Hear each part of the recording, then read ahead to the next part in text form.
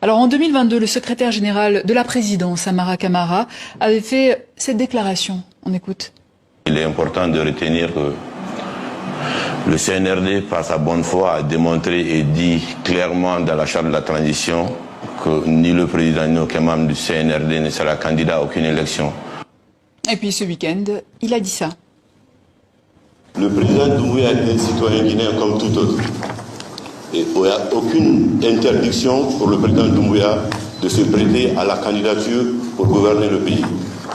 Non seulement en termes de droit, il en a la possibilité, il en a aujourd'hui la qualité pleinement, mais il n'y a aucune restriction en termes de constitution pour qu'il aille demain à une élection en Guinée. Voilà, soit exactement le contraire. Que s'est-il passé entre-temps, M. Kourma? Alors, cette question, il est mieux de poser au général Amara en ce qui me concerne. La question de candidature est strictement individuelle. Le président, le général Mamadi Doumbouya, c'est lui qui est concerné. Quand il décidera de prendre la parole pour se prononcer à une quelconque candidature de sa personne ou de quelqu'un d'autre, c'est cette version qui me semble être importante.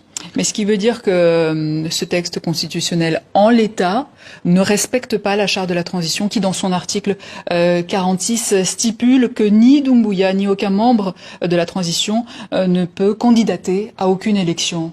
Ce n'est pas à la Constitution de s'adapter à la charte. C'est la charte qui doit s'adapter à la Constitution. Parce que la Constitution est la norme supérieure du pays et elle est approuvée par référendum. Elle doit régir la vie de la nation pendant et après la transition. Donc il est extrêmement important de faire une lecture différenciée des relations entre la charte de la transition et la Constitution elle-même. Mais est-ce que ce n'est pas joué avec les mots, M. Kourma? La charte de la transition n'est pas la Constitution de la République de Guinée.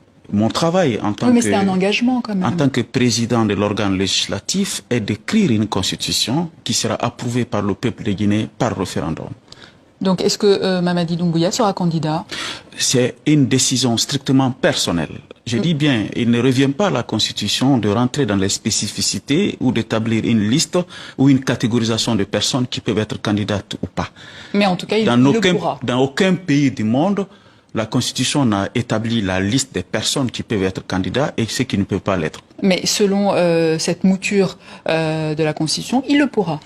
Et naturellement, la participation aux élections présidentielles obéit à un certain nombre de critères définis à l'article 45 de la Constitution. C'est les critères de citoyenneté, c'est les critères, dont les critères de nationalité. Les citoyens qui remplissent leurs droits civils et politiques peuvent candidater à l'exception des conditions qui seront définies par la loi qui établira les détails des modalités de candidature des citoyens guinéens à l'élection présidentielle ou aux autres élections du pays. Mais vous comprenez qu'il y aura des conséquences, des répercussions à cet non-engagement vu par certains en Guinée?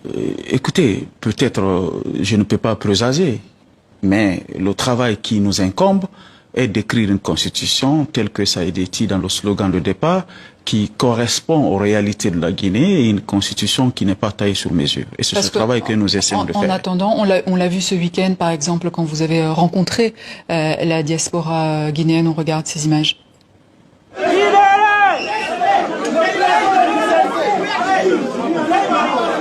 Vous soutenez un assassin! Ils assassinent nos compatriotes! Voilà, vous comprenez cette colère? Vous n'avez pris qu'une seconde et une petite partie de ces images qui ne correspondent pas. Qu'est-ce que vous expliquez? Comment vous expliquez? J'y étais, nous y étions. Oui. Vous n'avez sorti qu'une partie de l'image. Oui. Cette rencontre qui a commencé s'est terminée dans les très bonnes conditions. Madame, la Guinée est un pays qui se bat pour remettre à l'heure ses indicateurs en matière d'avancée démocratique. La liberté d'opinion est consacrée en Guinée, à plus forte raison en France. Et alors, la pensée unique est aux antipodes de la démocratie. Le débat qui s'est tenu à Paris a regroupé nos compatriotes venus d'autres pays de l'Europe et la rencontre s'est passée dans de très bonnes conditions. La parole a été donnée aussi à ceux qui avaient une voix dissonante. C'est ça aussi la démocratie, madame. Alors, il y a aussi... Mais cette image-là ne correspond qu'à une petite partie de ce qui s'est passé dans cette salle. Correspond à plusieurs colères. Il y a aussi la disparition de Fonike Mengue et de Biloba. Où en sont les recherches? Et nous nous en tenons jusqu'à preuve du contraire aux décisions du parquet général de Conakry, qui est l'instance publique habilitée à diligenter une enquête. Dans un communiqué du parquet, quelques jours après la constatation de la disparition de nos 2 compatriotes, une commission d'enquête a été mise en place. Nous attendons fermement les conclusions de cette commission d'enquête. Et le pouvoir judiciaire reste celui qui est compétent à travers ces organes qui sont habilités de mener les enquêtes. Et je ne suis pas censé savoir les secrets de l'instruction, sinon c'est une violation du code de procédure pénale. Alors, concernant ce projet de nouvelle constitution, vous le vouliez inclusif, en tout cas pour les débats. Or, l'UFDG de Cellou Diallo, l'UFR de Sidia Touré, le RPG Arc-en-Ciel d'Alpha Condé, le FNDC et d'autres organisations de la société civile n'ont pas participé à ces travaux. Leur absence dans une étape aussi cruciale pour l'avenir de la Guinée n'est-il pas un problème? Écoutez, madame, il y a plus de 5000 associations de la société civile en Guinée, répertoriées et reconnues. Il y a plus de 200 partis politiques. Et je tiens à vous dire que notre démarche, elle est strictement inclusive. Et les partis politiques qui n'ont pas participé au dialogue direct nous ont envoyé des recommandations et des propositions à travers des mémorandums.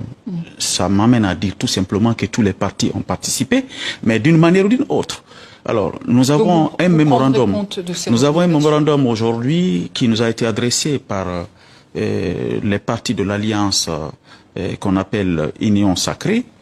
Et ce parti nous a adressé des recommandations et des propositions que nous allons examiner, parce que le but de notre processus constitutionnel est d'écouter toutes les voix, même les voix qui ne sont pas dans le même sens que donc vous les écouterez. Nous écouterons tout le monde et nous analyserons toutes les propositions, parce que cette constitution, telle que l'a déclaré Monsieur le Président de la République, doit nous ressembler et nous rassembler. Merci Dansa Kourouma. Je rappelle que vous êtes président du Conseil national de la transition en Guinée. C'est à moi de vous remercier, madame. Merci à vous.